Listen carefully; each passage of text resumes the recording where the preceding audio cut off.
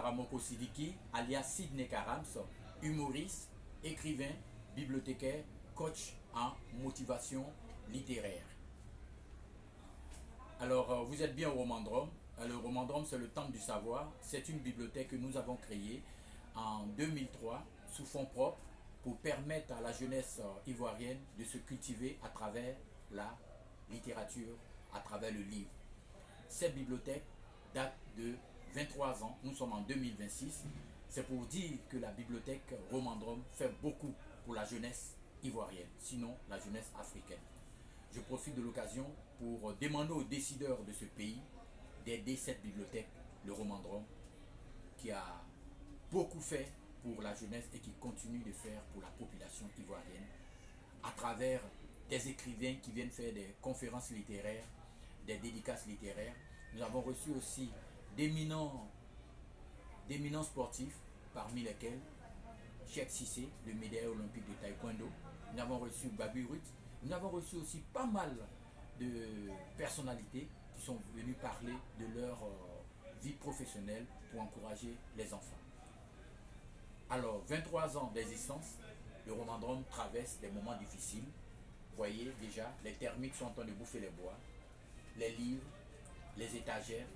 Donc, je demande à toutes les personnes de bonne volonté qui ont connu Sidney Karams par le passé à travers le petit écran, la RTI, comme imitateur de voix, comme humoriste, comme comédien et maintenant comme écrivain, bibliothécaire et coach en motivation littéraire, de venir en aide à cette bibliothèque, le Romandrome, qui est aussi une ONG à caractère social et éducatif en Côte d'Ivoire. Le Romandrome est situé à Trècheville, plus précisément à la cité résidentielle Arras 1. Le numéro de téléphone, le 225 07 07 69 43 40 ou le 225 05 04 85 35 51. Lire, c'est se cultiver. Alors, pour ceux qui ne savent pas, je vais compléter. Alors, le Romandrome a permis à des jeunes qui n'étaient pas des personnalités à cette époque-là de venir s'abreuver au savoir du Romandrome, parmi lesquels on retrouve des journalistes, on retrouve aussi des footballeurs, on retrouve des grands directeurs de société, on retrouve aussi des hommes d'affaires.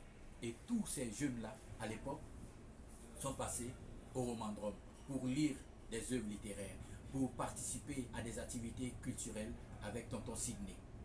Alors, ces gens, ces grands aujourd'hui, qui ont oublié le Romandrome, c'est une manière de leur rafraîchir un peu la mémoire pour dire le Romandrome a besoin de votre soutien. Le Romandrome existe encore pour vos enfants, pour vos jeunes frères. Le Romandrome est encore là. Donc, ne nous oubliez pas, car la bibliothèque, c'est le temple du savoir.